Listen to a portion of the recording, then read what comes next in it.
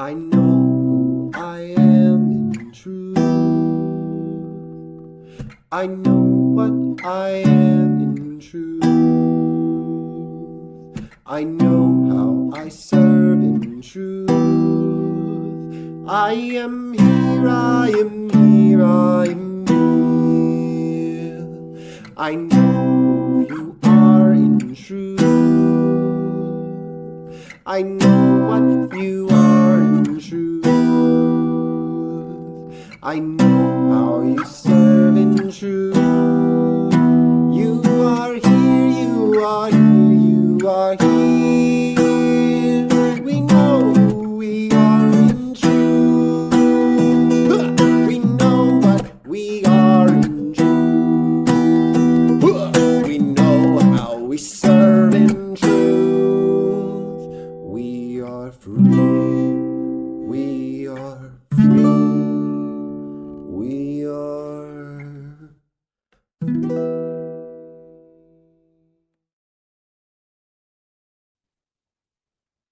Greetings. My name is James Freeman, and I conduct these meetings to support you in learning about yourself by developing coherence. Coherence is the clear articulation of intent in such a way so as to produce desired results. By being clearly articulate with our beliefs and intent, we develop clarity about who we are and the ways, the strategies, the patterns by which we create our lives. This clarity of orientation and conduct is what I call coherence. So these meetings are to support you in realizing who you are, what you truly desire, and refining your holistic life strategy to be aligned with what you truly desire through your values and goals. The themes that we'll be exploring today are quest and values. These are the central themes of my work. And since I shared a lot of the general rhetoric surrounding these topics at the last meeting, I'd like to present a direct approach to discovering your own quest and the values which are central to it. Life becomes more cohesive and easeful when you have holistic clarity. The more you are peripherally aware of the content of your psyche, the more clarity you have about who you are. Not by identifying with the content of the psyche, but by being accountable to it. Because you recognize yourself as the cause of the psyche. You are the one who is causing all of your psychic activity. So the more you know about what you want in different areas of your life, the more you notice your patterns in all those different contexts.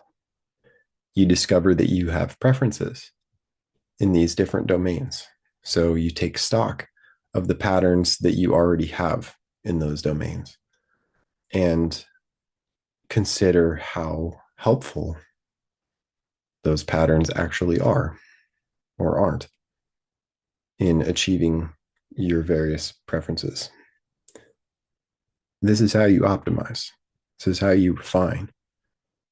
And if you are sincere about optimizing your patterns, you will see results when you're consistent, because you'll actually be paying attention to the feedback that you receive. When you know your quest, this means that when you wake up every day, you have some clarity about what you're doing with your life. If you're a painter and the canvas is your life, knowing your quest is like knowing what you're trying to express through the painting. And maybe when you start working on the thing, you have a vague idea of what you're aiming at, but that's enough to put some paint on the canvas. This is like knowing what you want enough to make choices that are fulfilling to you, giving your attention to experiences that are fulfilling to you and bring you measurably closer to what you want in a greater context. Your goals will change over time, probably. The more clarity that you gain about what you actually want through consistent attention will lead to changes in your goals, probably. Not always, not for everybody, but generally speaking, the more that you learn about what it is that you actually want, the more clear that becomes to you. It tends to lead to shifts in the way that you articulate and frame and structure your goals. As you give attention to your vision, your quest, you see your values shining through all of it. Values that hold steady always, even though your goals may change and evolve over time. So let's talk about quest. I mentioned something in the meeting last Wednesday night called the quest principle, which is that every living being has a quest. And your quest consists of values that you desire to express as specific types of experiences and circumstances. Those experiences and circumstances will vary, as will your preferences for how you express them, but the values themselves will stay consistent. So your goals are a quest line. And this quest line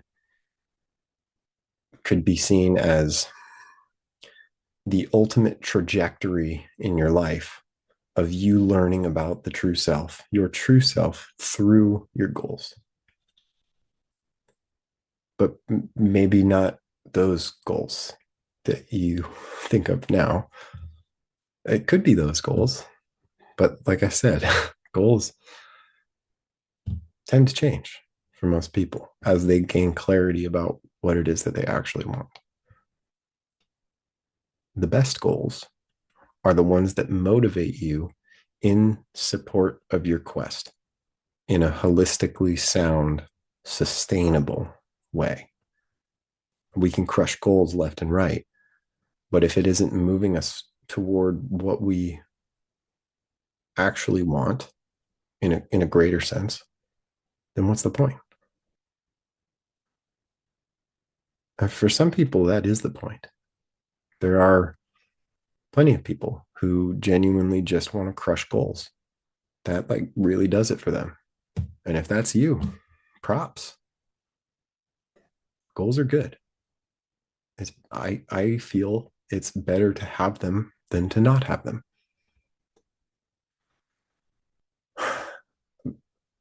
An exception to that, I think, would be if you have goals, but achieving them isn't attractive enough to you for you to take action toward them. And I think that if that's the case, then it's probably time to revisit and refine those goals. And this is what Quest is about. It's not just about achieving what you think you want, it's the journey of filling out the map. And this is what holistic life strategy is about. It's cartography for your life. It's you looking around at your experience in this realm, deciding what it means to you in different contexts, and discovering what you're doing here. You form those ideas about yourself and you draw them on the map. And I would recommend drawing in pencil because things change. Your ideas about yourself and your life and the realm will change. But your quest is you filling out the map of your life. And when you discover your values, that's you finding your compass. Your quest is the map of your life, and your values are your cosmic compass. And they're unique to you. Ain't nobody got a quest or a set of values prioritized in quite the same way as you. You little cosmic snowflake, you. So, because of that uniqueness, I want to preface the heart of this talk with a little rant about the importance of individuality. Your individuality is something to cherish and celebrate. Your sense of individuality is a necessary component of your quest.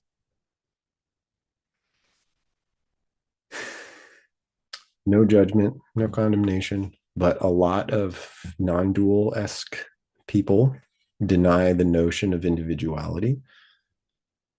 But even a non dualist has a sense of individuality, one that identifies as a non dualist or whatever similar label. There are foods that they like and foods that they don't like, people that they keep in their company and people that they don't, various preferences. Moreover, they have unique experiences and unique ways of expressing their values.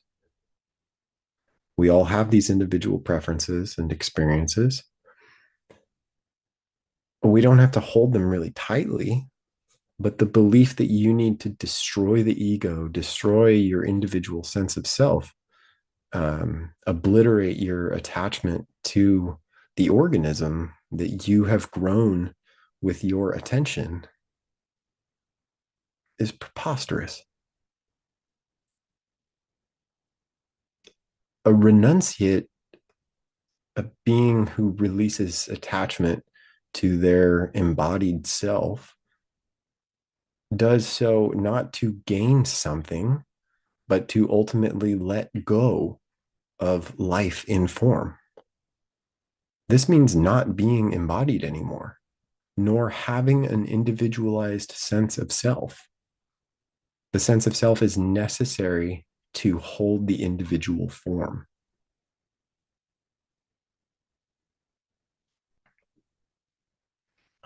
I think a lot of these non dual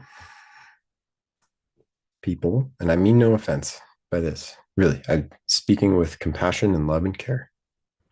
And I'm not insisting that somebody is doing something wrong, but I think that a lot of these non dual people are deceiving themselves, denying themselves. They say they don't have an individual identity, but in the same breath will talk about things that they do. If there was no individual identity, there would be no undoing. Even the organism itself cannot exist without an individualized sense of self. That's how a cell works. That's how every cell in your body works. There's a nucleus and there's a cell wall.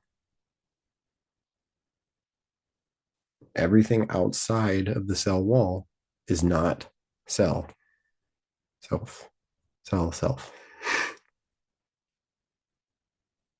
You could consider every organism in the same way. That's why we have a sense of self.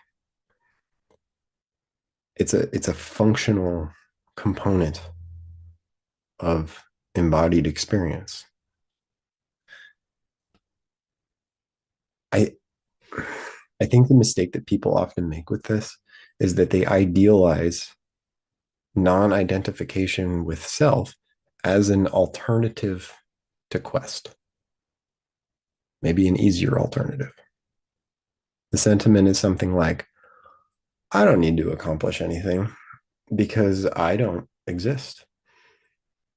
The universe is just hallucinating this whole thing, and I'm not identified with or accountable to any of it.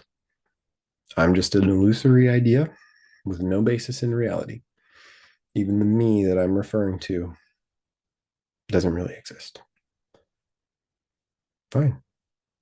If that's what you're doing and that's working for you, great. If that is giving you the results that you want, then I'm happy for you. If you're genuinely satisfied with your life, then I'm happy for you. But if we find ourselves attached to a man or a woman, identifying with them to some extent, and we seem to be causing their behavior, then I propose that we, as creator beings, are doing so intentionally. And ignoring the body, ignoring the individual organism and its psyche doesn't seem to give very good results unless you're trying to be a renunciate. But if you have any kind of attachment to anything, then you're not a renunciate.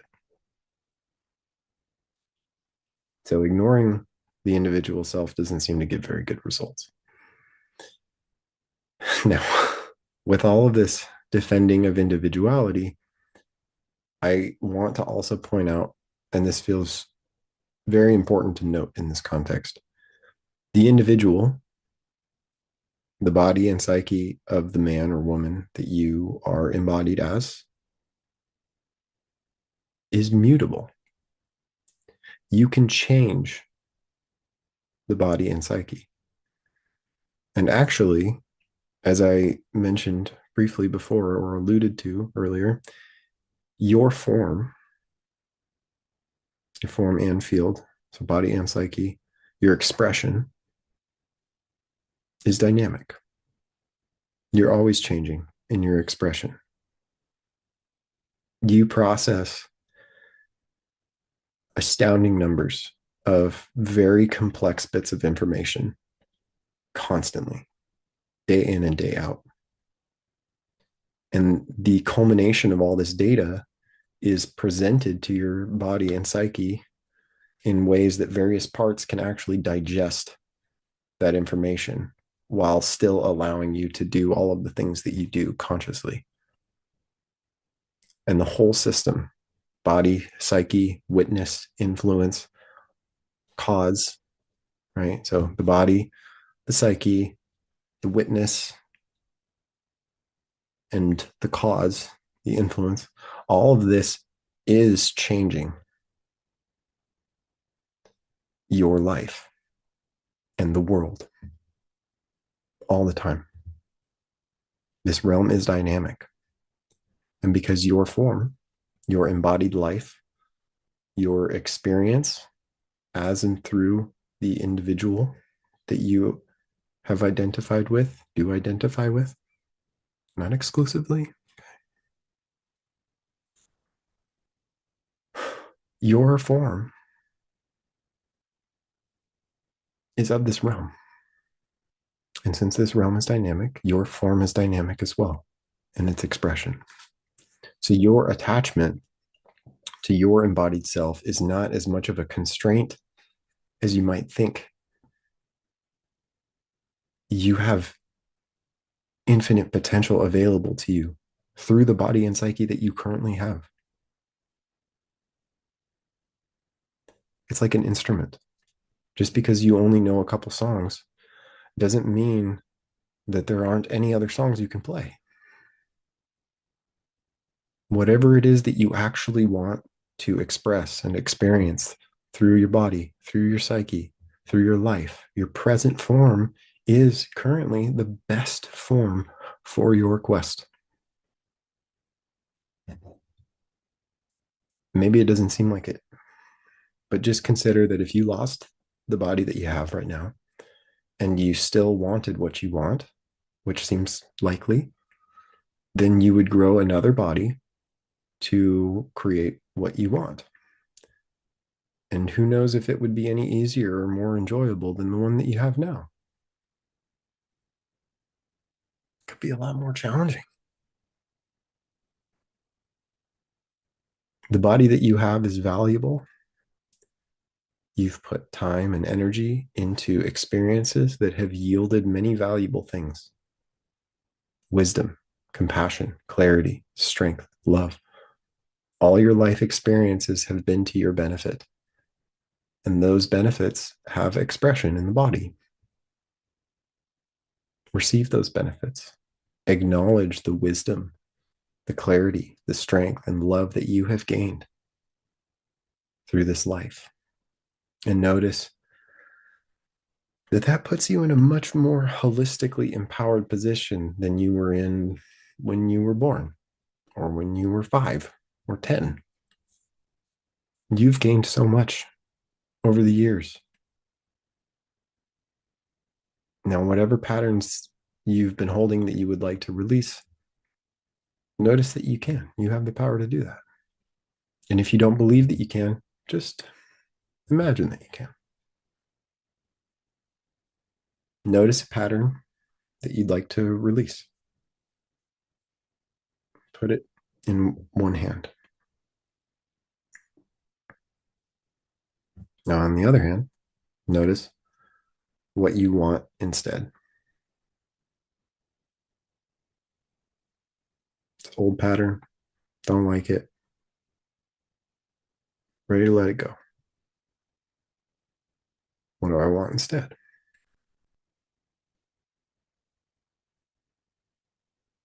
Old pattern, doesn't feel very good. What do I want instead? Feels pretty good. Old pattern, doesn't feel very good. What I want instead? Old pattern, doesn't feel very good. What I want instead?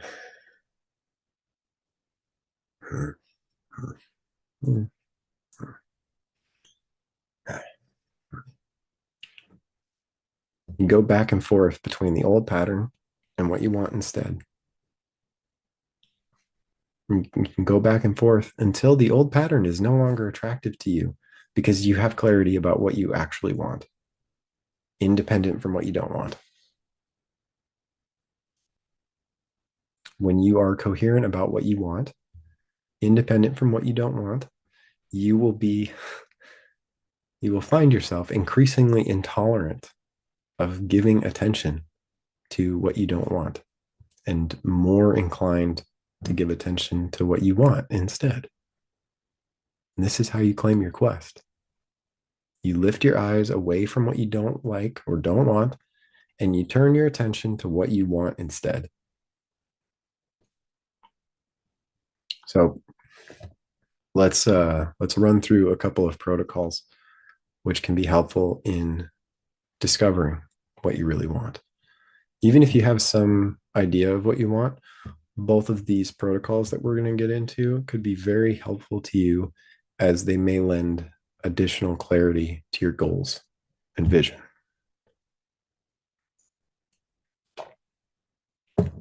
These are both pen and paper or otherwise writing words type protocols.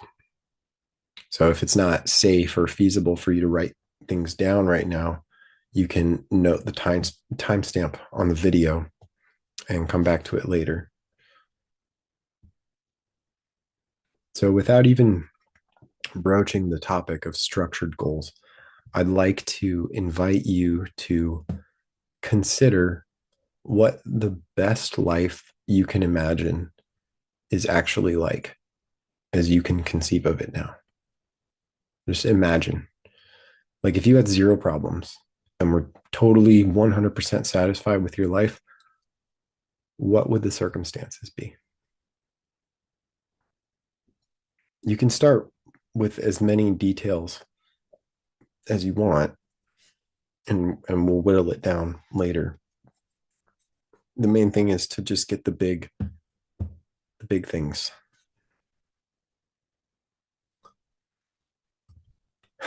And if you feel like you have no idea what you want, try this. Write down all of your problems and then go through that list, and one at a time, notice an item on that list, consider it, and ask yourself, what do I want instead? And write down your answer.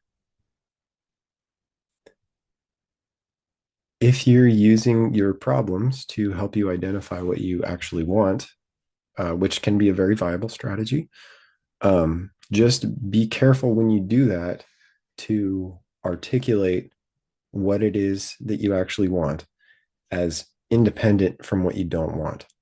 So if the problem is pain, it doesn't work to say, I want to be free of pain, because then you're still giving your attention to pain, giving your attention to what you don't want, and pretending that it's what you do want. So, using the example of pain, maybe what you want instead is to enjoy vibrant health, joyfully walking, stretching, dancing every day. That's independent from pain. Now, while you're making this list of what you want, or if you're starting with your problems and then using that to help you find what it is that you want, the goal at this stage of the protocol, once you have a list, is to condense the list to 10 or less things. 3 or less is ideal, but you can condense it later. On any given day, if you have more than 3 overarching goals that you're spreading your attention over, it's going to be diffused quite a bit. Even 3 can be a lot. 1 is obviously best, because then you can just give that your attention. The more things that you spread your attention through, the more diffused, less concentrated your attention is. When you're listing details about these imagined circumstances, group like things together, simplify. So, like, if you imagine yourself having a home, like if having a home is something that you want, and there's a bunch of little details about the home, that would just be one item with qualities, various qualities, but it's still just the one thing. Generally speaking, though, less is more, in the sense that the more specific we get, the more likely we are to encounter resistance in imagining the thing that we want. So be sincere with yourself. If you have a strong preference about something, sure, include it. But if this preference about the thing is really not all that important to you, there's no need to increase the complexity. It's easier to give simple things your attention.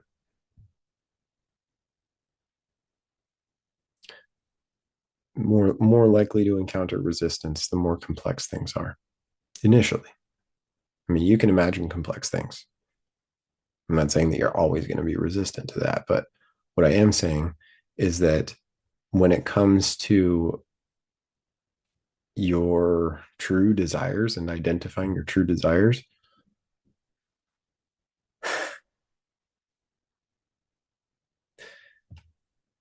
if if it's not authentic, if it's not sincere, then you're more likely to encounter resistance. And most of the time, what we want is actually rather simple in essence.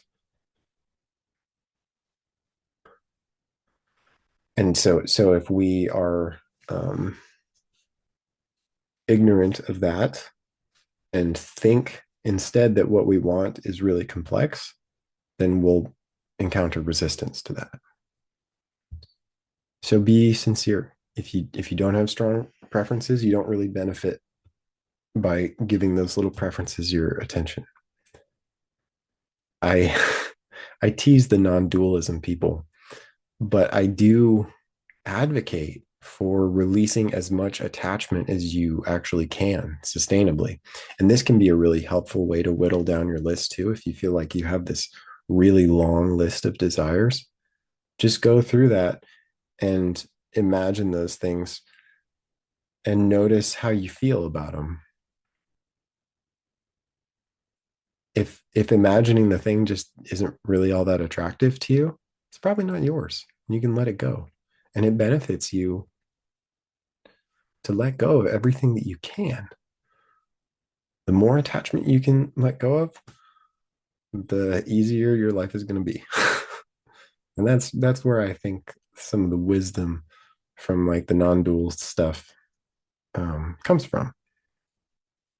Is that if you are creating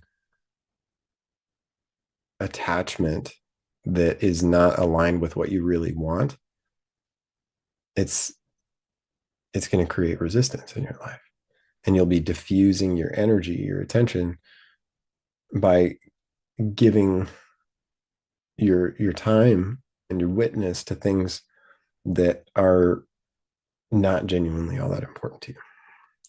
So hopefully at this point, you have written down some things that you would like to experience, things that you really want, and hopefully it's 10 or less items. If not, not a big deal. Because at this stage of the protocol, you'll be able to shorten the list by identifying which of those desires may be authentic and which ones aren't. And those you can let go of.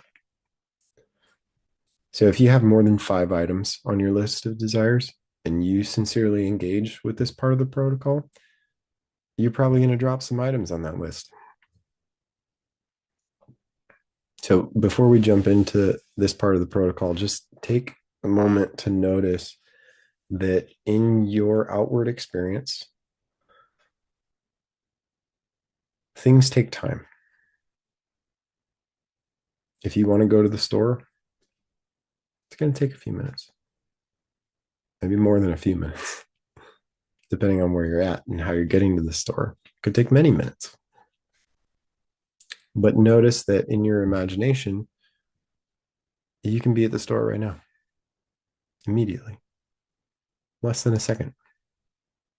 In the same way, you can imagine your desires. You can imagine the things on your list with a certain rapidity that doesn't seem to be readily available in most people's outward experience. An extreme example of this would be going to the other side of the world. Hours of air travel, days or weeks of travel by boat. But in your imagination, instantly, you're there. Maybe you imagine a long journey there, but you can imagine that long journey in seconds. So, this part of the protocol is where you go through the list one item at a time and imagine it. And as you do this, notice how it feels.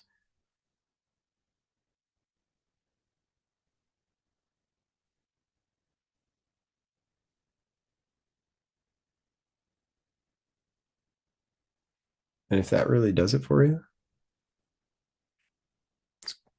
pretty likely that that's an authentic desire. Now, if you imagine a thing and it doesn't really do it for you, it's probably not yours. Probably not authentic. Probably borrowed from somebody. Parents, friends, teachers, media, government. When you imagine something that you have listed as a desire of yours and you notice that it doesn't really do it for you, you can let it go. You can cross it off the list. No need to give that attention anymore because it's not mine. And because you did this consciously, if it's not really yours, you're probably not going to pick it back up and identify with it again. Imagining what you really want is key to achieving it in your life.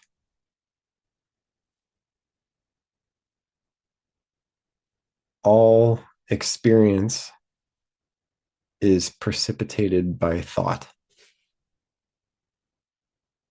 It can be very subtle, but the all is mind. Creation is mental.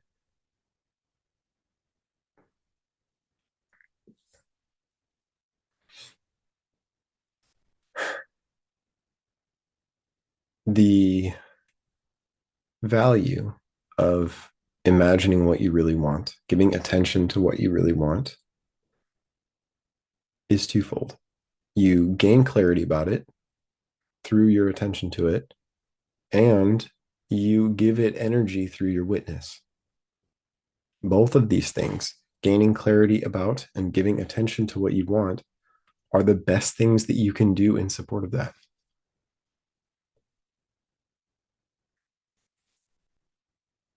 So go through your list of desires, and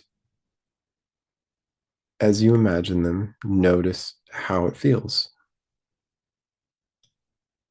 And this will help you to gain clarity about which things on that list may actually be important to you and which aren't. And those ones you can let go of, which frees up more of your bandwidth to give attention to the things that you do want. So I'm going to keep moving forward with this protocol, but that's how you whittle down your list and clarify which desires are authentic and which aren't.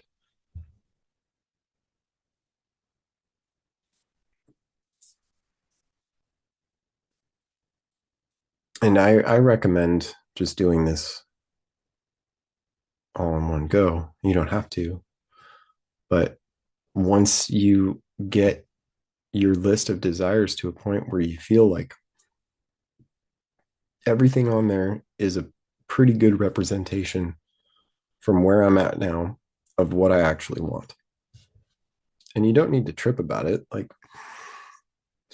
this is not about having the ultimate, pure, super duper spiritual goal.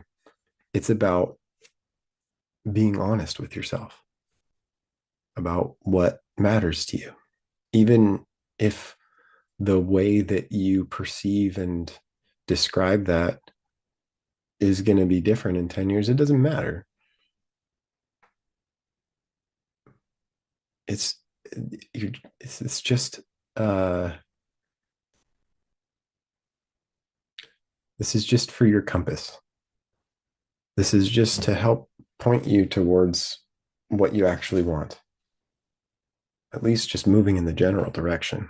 It doesn't um if you're making a long journey and you can't see the terrain between you and the goal, I mean, the what the goal looks like when you get there might be very different from the way that it looks now.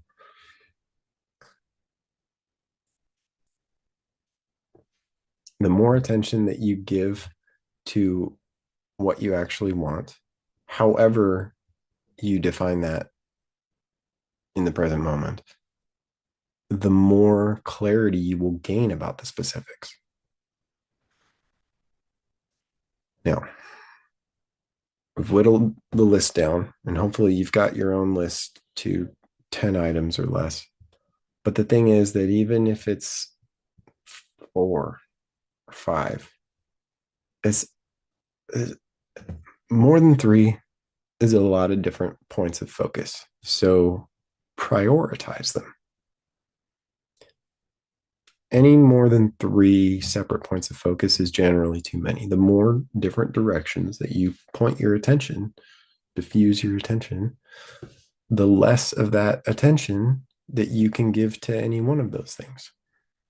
So even though your list might have 10 items on it, organize it by priority and on a daily basis.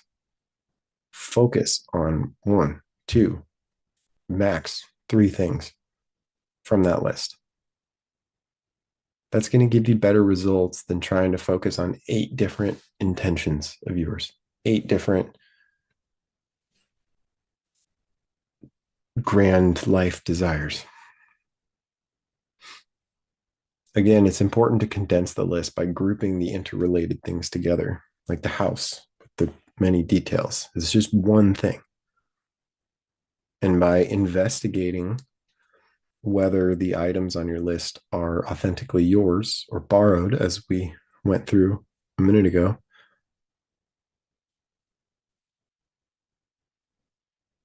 that will help you to refine your list. I mean, it might be that you have something that you think you want, and over time, as you continue to give it your attention and investigate it and contemplate it, that it might take a while of focusing on that thing to get to a point where you're like, this just isn't really as appealing to me as it once was. And then you can let it go. Because again, the less the less different points of focus, the more of your attention you'll be able to give to each point. And so that's that for the desires protocol for identifying and clarifying your true desires. This list of desires that you have will probably change. It might not, but it very well could. And that's okay. Having this list, whatever's on it right now, sincerely endeavoring to honor your quest, because that's what these desires are, right? This is the best way that you can describe your purpose in the form of goals right now. Like the list might be different a year from now, 5 years from now, 10 years from now, but having the list is you showing yourself like, I care about myself and what I really want, why I'm here, and I'm going to honor that by giving it my attention. So, knowing what you want and giving your attention to it every day will move mountains for you. But let's go deeper. We're moving away from the desires and goals part of this presentation into values. We're going to go through your list of desires and we're going to identify your true core values, which are the heart of each of your authentic desires. And one of the simplest ways to discover your values is to consider the items on your list of desires one at a time. And with each of them, ask yourself, when I have this, when I achieve this, what will that give me?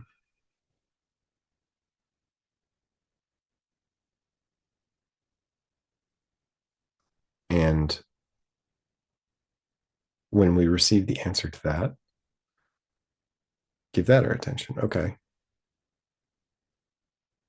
And when I have that, what will that give me? Or what's important about that?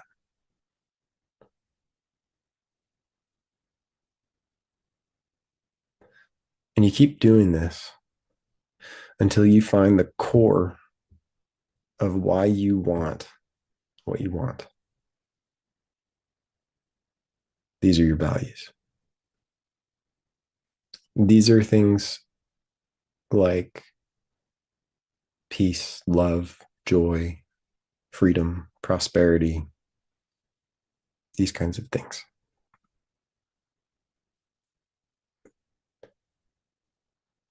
Values are consistent.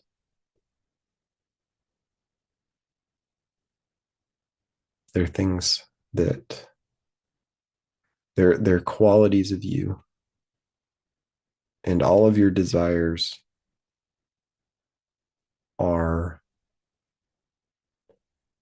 experiences that you think will express these values in ways that would be fulfilling to you. So this protocol is called a value inquiry. So do this with all the desires on your list. Go through. All right, I want a house. Well, when I have the house, what will that get me? Well, I'll feel safe and um, comfortable, and things will be easier. And well, that sounds like why why is uh, why is safety and comfort important? Well, because when I'm safe and comfortable, I feel peaceful. Oh, okay. So you want peace. Peace is one of your values. That's just an example.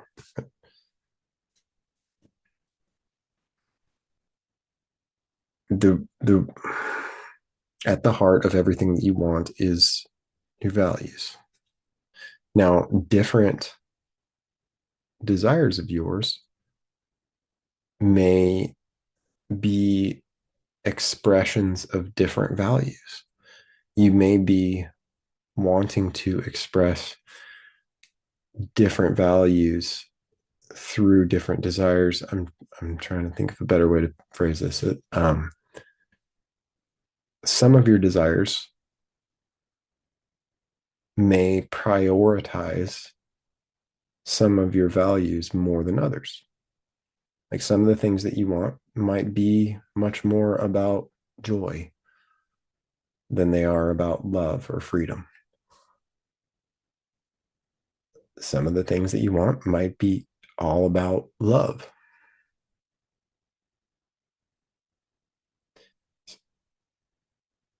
But when you know that the heart of the things that you think you want are your values, it opens up a whole realm of clarity, because you realize that the things on the list are not all that important. It's the values that I'm seeking to express through the things on the list. Keep your list. Okay. I'm not telling you that the list is useless. The list is a good thing because you have a unique quest, and there are unique ways that you intend to express your values. So have your list. You can always change things on it, but go through every item on your list of desires and identify the values that are at the heart of that desire. So at this point, if you have been following along with these protocols and you have never before articulated your desires or values in this life, you're probably noticing some shifts in your psyche, more clarity, more awareness. And for a lot of people, what can help them to feel more centered and grounded in their awareness of what they really want is to articulate goals. These are measurable intentions that will either directly, explicitly, or implicitly refer to our desires. When we have clarity about what we want, we are in an excellent position to create goals because you can imagine what you want and ask yourself, okay, I'm imagining what I want, moving backwards in time from what I want to the present moment. What are the precipitating events? Like if I am imagining myself living the life that I want to live, where I've achieved all my current goals and I'm I'm living my best life. From that point backwards to the present moment. Like if I was living that life, remembering the events leading from this moment, present moment, to this imagined future moment, what what's that string of memories? What events led to that? Like let's say that something that I want is to publish a book. It's a goal of mine to publish a book. Working backwards in time from that, it's like, okay, well, there's the publishing, that's the big goal. But to publish, I need a final draft. And to have a final draft, I must have done some editing. And to have had something to edit, I must have had a first draft or a second or a third and a first draft before that. And before the first draft, I probably had an outline. And maybe I have an outline right now already in the present moment. Maybe I don't. Maybe I just have an idea for the book. But to go from having an idea for the book to writing an outline, that's not a huge step. You're clear about what you want, but you've chunked it down, right? So I've bridged the gap between the goal and the present moment with a simple series of steps. Now I have a quest line. Like, okay, I want to publish this book. I have an idea for the book, but as we established, there's a road to publishing the book. But I have stops along the way, pretty close to each other. The next stop on the road is an outline. Well, that's easy. Some people refer to this as chunking it down, and that's what it is. It's like chewing your food.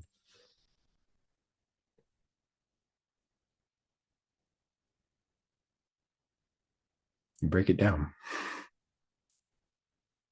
And this is how you create your quest log. You identify what you want and you articulate the steps to it. They're probably going to change, as I mean, not always, but you're not going to know if your goals need to be changed until you get feedback that demonstrates that to you. And in order to get feedback, you have to take actions.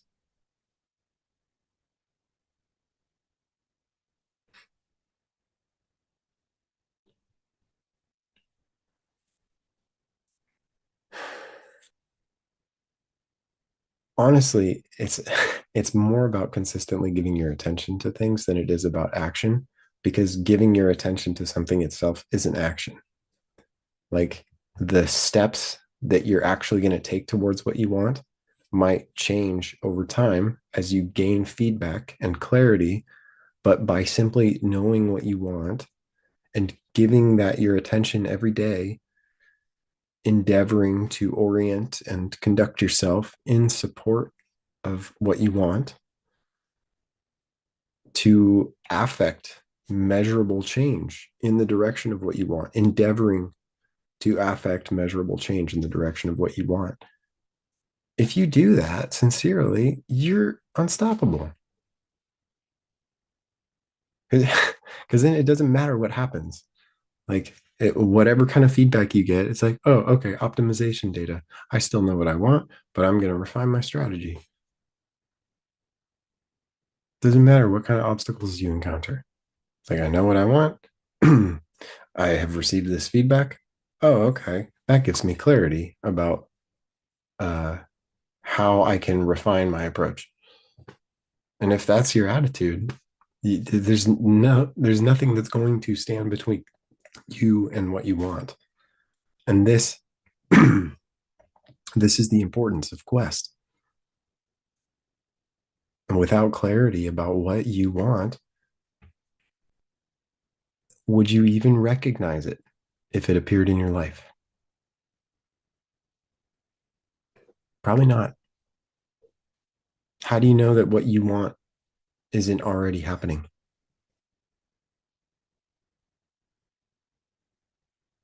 If you don't know what you want, then how would you know whether or not it's already present? So prioritize giving attention to and gaining clarity about what you want. It's the most important thing that you can do. And if the idea of goals is repulsive to you, give more attention to your values. Ask yourself, how am I going to express my values today? How would I like to express my values today? And if that leads to thinking about ways that you would like to express your values but don't believe are accessible to you, then ask yourself, how am I going to express my values today, right now?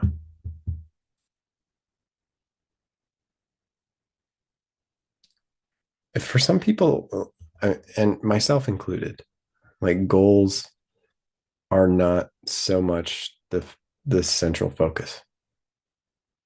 Um, and maybe that's the case for you as well. I still have goals, but I give a lot more attention to my values.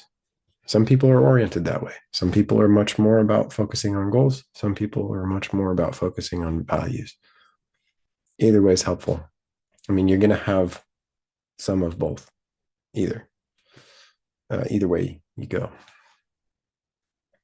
unless you ignore what you want and deny what you want, in which case you might not have, you might not be giving any attention to your goals or values. But hopefully, the things that I've been talking about in this presentation are a remedy for that.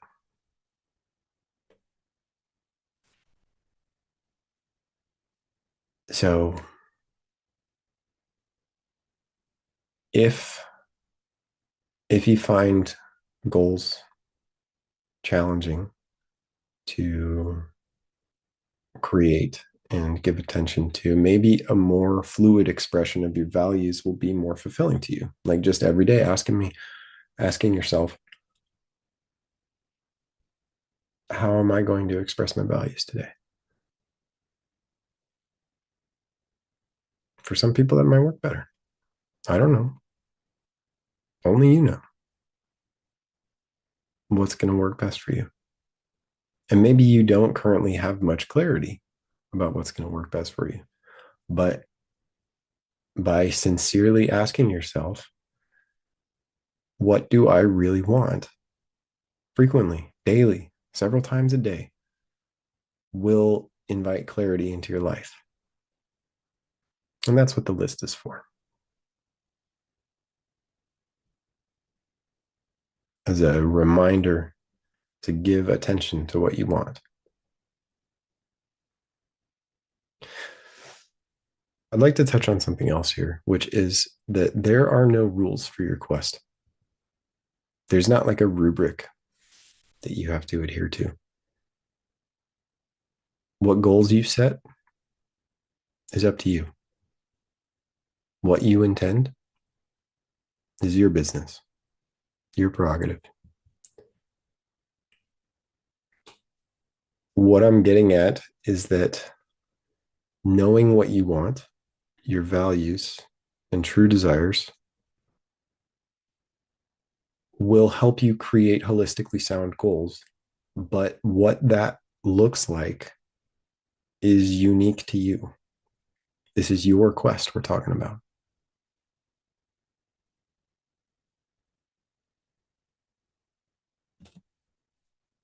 Now, we talked about goals, we touched on values, and to bring these together in the context of quest, imagine that you have set some goals. You've written down your values, you've got a list of desires, and you've formulated some goals in support of that.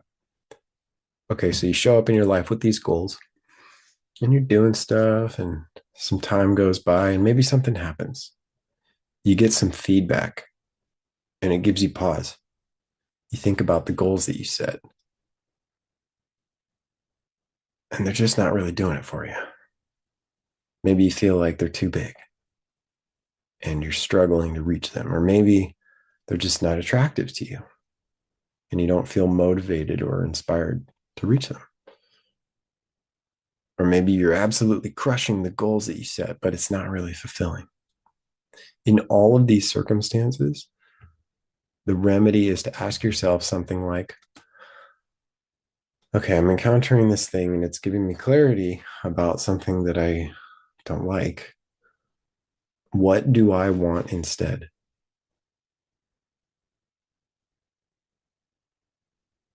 When you do this for a moment, let go of the existing goals and strategies and come to the inquiry with an empty bowl. This isn't giving me the results I want. What do I want instead?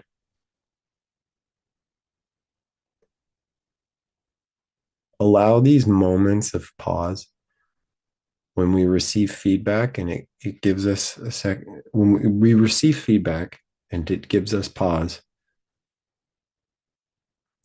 honor that. Allow that to give you clarity, to support you in achieving what you really want. When you feel like what you're doing isn't working, check in with yourself. What do I need to learn from this?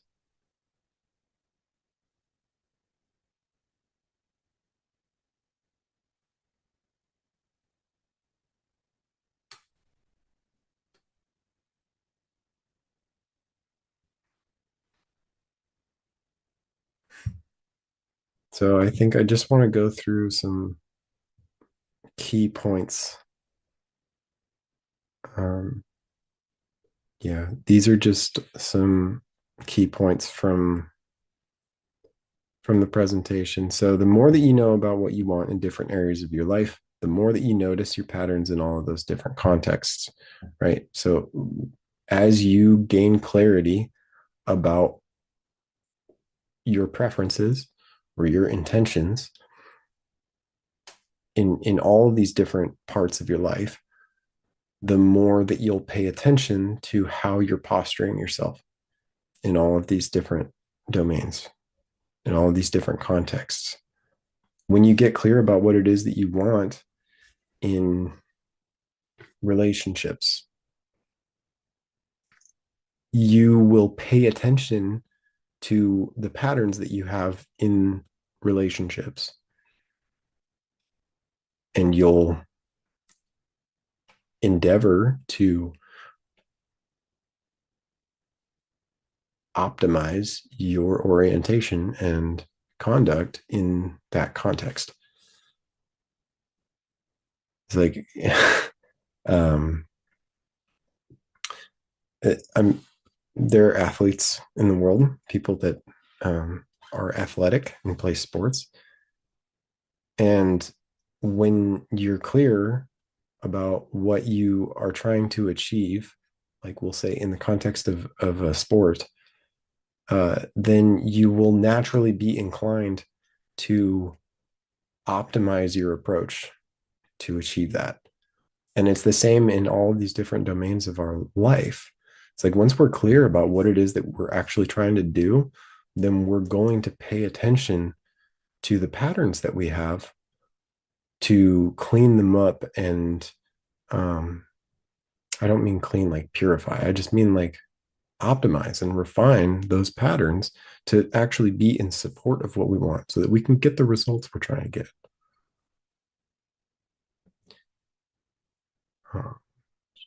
So the more that you give attention to what you want, the more clarity you gain. Once you have articulated what you want and you've articulated your values, that will help you to focus more directly. It will allow you to focus more pointedly into what it more definitively what it is that you want and intend, and through that focused attention you will gain clarity. And what you will discover as you do this is that you have had holistic life intentions for your whole life, and your clarity about them is something that grows over time, but that those intentions have been there the whole time, that those are actually the cause of your life. And this is what I'm referring to as quest. It's good to have goals. Being an individual is a good thing. uh, I mean, you wouldn't have any agency without your individual self. So, uh, or a sense of individualized agency, I should say. Um, yeah, we went through the protocols.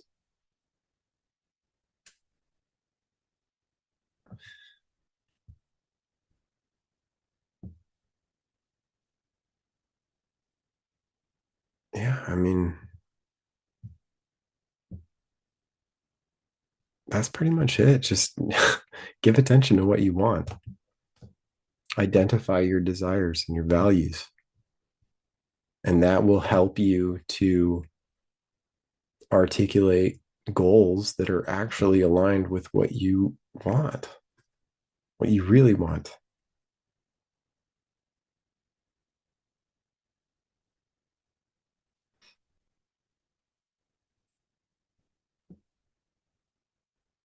Yeah, that's all I've got for this one. So if you would like to join these meetings, there is a link in the description which will take you to the page where you can access the Psyche Sorting System, which is an organizational tool that I made to support you in creating the life that you truly desire. You can go there, provide your email, click the buttons, and you'll receive a link to join these meetings. If you would like support from me with things in your life that you're struggling with or want to improve, coming to these meetings is a great opportunity to do that. So you can go to the link in the description, provide your email, click the buttons. So when you get to, after you put in your email and you click the buttons, you'll be brought to a page where the link to join these meetings is. And on that page, you'll also have access to the Psyche Sorting System, which as I mentioned, is an organizational tool that I made, and it's free. You don't have to use it, but its value cannot be overstated. It's an enormously helpful tool. It's a mind map in a few different formats for accessibility, with a written and video tutorial for ease of use. And by exploring and filling out that mind map, you will gain clarity about your quest, your holistic life intentions, and your values, which will empower you to optimize and refine your holistic life strategy so as to be more effective and efficient in your orientation and conduct by designing and refining protocols which are supportive of your quest. I am also offering free introductory one-on-one coaching sessions, which you can schedule on the or via the one-to-one coaching link on my link tree, or by emailing me, because I sometimes have availability outside of the schedule on my site. So if you go to the site to try to book an appointment with me and there's nothing there that works for you, just send me an email and we'll find a time that works for both of us.